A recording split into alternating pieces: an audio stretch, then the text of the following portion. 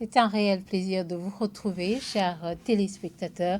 Bienvenue à ce journal dont voici les principaux titres. Plus de 50 ménages de la cellule Kizingwe Bihara de la zone Kanyosha en commune Mouha demandent à la Régie des eaux de les rétablir dans leurs droits. Cela après qu'ils aient passé plusieurs jours sans être raccordés alors qu'ils avaient payé des frais de raccordement. Les autorités à la base de leur côté soulignent l'urgence de la question.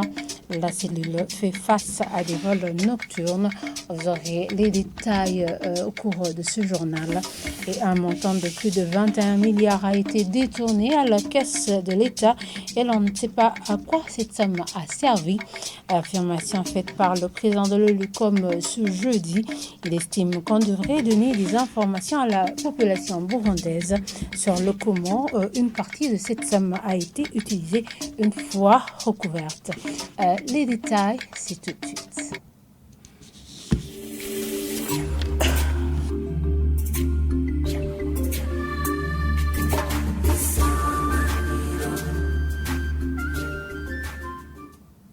Je vous le disais en titre, plus de 50 ménages de la cellule Kizingwe Bihara de la zone Kanyosha en commune urbaine de Mouha se disent inquiets. Ils n'ont pas eu de l'électricité alors qu'ils ont payé les frais de raccordement à la Régie des eaux depuis quelque temps. Les autorités à la base confirment cet état de fait et signalent qu'ils sont sous menace des vols nocturnes. Ils demandent que cette cellule soit électrifiée comme tant d'autres. Tout de suite, les détails avec Grace Wikodiman. La cellule Kizingwe Bihara se trouve au sud de la zone urbaine de Kanyosha. Elle est subdivisée en deux parties. Une viabilisée et autre occupée par les résidents et anciens propriétaires des parcelles. Une cinquantaine de ménages s'insurgent contre la Régie des eaux qui n'a pas jusqu'à aujourd'hui octroyé de l'électricité à cette population qui dit avoir déjà versé les frais de raccordement à cette Régie de l'eau et de l'électricité il y a longtemps. Je ne suis pas encore servi. J'ai déjà payé et voici même les factures de paiement. Ce que nous demandons à la Régie des eaux est de venir ici retirer pour donner de l'électricité à ceux qui ont déjà payé de la région. Privée de l'eau et de l'électricité, cette population dit faire face au banditisme nocturne et aux maladies dues au manque d'hygiène. Le problème posé est que quand nous demandons à la Régie des eaux, la réponse reste toujours patiente. Alors, patienter jusqu'à quand? Aujourd'hui, nous avons des problèmes de banditisme qui profitent de cette obscurité. Anisia Harimenshi est chef de cellule Kizingwe Bihara. Il affirme que sa population est divisée en deux, ceux qui ont de l'électricité et ceux qui n'en ont pas suite aux conditions exigées par la Régie des eaux. Toutefois, cette autorité plaide pour qu'il n'y ait pas de discrimination.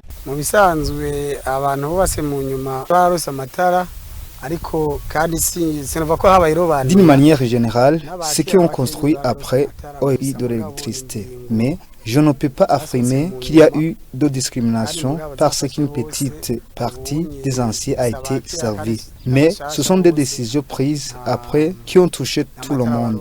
Nous demandons que la Régie des eaux puisse régler cette question parce que les lamentations sont nombreuses. C'est vraiment choquant de voir ton voisin ayant de l'électricité alors que d'autres n'en ont pas.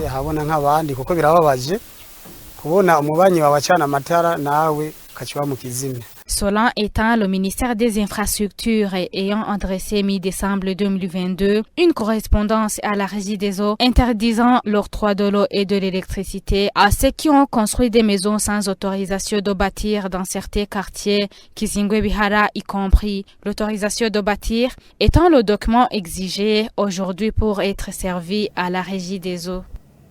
Et continuons ce journal par cette page de l'économie. Un montant de plus de 21 milliards a été détourné de la caisse de l'État, mais personne ne sait à quoi cette somme a servi.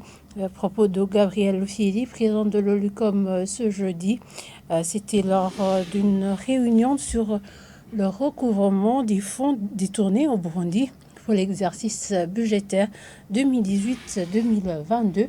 Gabriel Roussiri souhaite qu'on mette au courant tous les citoyens burundais sur le comment la somme recouverte a été utilisée. Suivez-le. Plus particulièrement, comme vous le savez, l'article 69 de la Constitution burundaise stipule qu'un bien public est sacré et inviolable. L'alinéa de cet article stipule que tout citoyen a un devoir de protéger la chose publique. Ça a été prouvé sur la base des chiffres que les détournements qu'on observe sont là et même malheureusement corrompus dans certaines mesures ne sont pas inquiétés. On vous a montré des chiffres, vraiment des chiffres qui ne sont pas du tout satisfaisants, mais au niveau de la loi de règlement budgétaire, du compte et du compte rendu budgétaire, exercice 2021-2022 montre qu'il y a 21 milliards qui ont été reçus par les services publics concernés. Mais en regardant l'intitulé de cette rubrique et en comparant avec l'intitulé qui concerne le recouvrement des fonds détournés, il est clair que ce montant de 21 milliards est venu de quelque part. On ne sait pas si ce sont les fonds que le chef de l'État nous a parlé qu'il y a des personnes qui sont en train de remettre l'argent. On ne sait pas parce qu'on ne connaît pas les personnes concernées qui ont remis ces montants. Mais ce qui est sûr, si la rubrique recouvrement des fonds détournés, il y a zéro. Il n'y a aucun franc. Ce qu'il faut, il faut vraiment que les services publics soient à l'œuvre pour que la chose publique soit protégée. La justice, pour continuer ce journal, les magistrats jouent un grand rôle dans la promotion et la protection des droits de l'homme. Cela a été dit ce mercredi à Kayanza par le président de la Commission nationale des droits de l'homme lors d'un atelier de renforcement des capacités des présidents des tribunaux de résidence région Nord. Dr Sixte Vigny Nimuraba demande aux magistrats d'exercer leur métier en luttant contre la corruption. Je vous propose de le suivre. Nous avons organisé cet atelier de formation à l'intention des présidents des tribunaux de résidence. Après que les années passées, on avait organisé des activités similaires à l'intention des présidents des tribunaux de grande instance et même des avocats. On a constaté que plutôt que de commencer par les tribunaux de grande instance, ce serait bien qu'on commence par la base. Donc les tribunaux de base, comme les dossiers commencent par là, il faut que les gens, que ce soit les magistrats, que ce soit les présidents de ces tribunaux de résidence, soient informés et sensibilisés pour la prise en compte de l'aspect droit de l'homme dans leurs décisions judiciaires et dans le travail quotidien. Ça, c'est la première chose. Et la deuxième chose, on a organisé cela parce qu'on a eu des requérants qui nous ont témoigné qu'il y a eu des cas de corruption, il y a eu des cas de lenteur judiciaire, il y a eu aussi d'autres comportements comme un accueil qui n'est pas chaleureux au secrétariat de différents tribunaux. Et on se dit que ça vaut la peine qu'on vienne sensibiliser ces gens pour qu'ils soient informés, mais aussi c'est bien qu'on puisse échanger avec eux pour qu'ils puissent nous dire exactement qu'est-ce qui ne va pas et comment est-ce qu'on peut remédier à cette situation. Et vous savez, ce n'est pas seulement la corruption. C'est bien que parmi les doléances que nous avons eues à la CNIDH, il y a des gens qui ont dit que leurs dossiers ont été entachés de corruption. C'est une chose vraiment qui déshonore non seulement les magistrats, mais aussi le pays.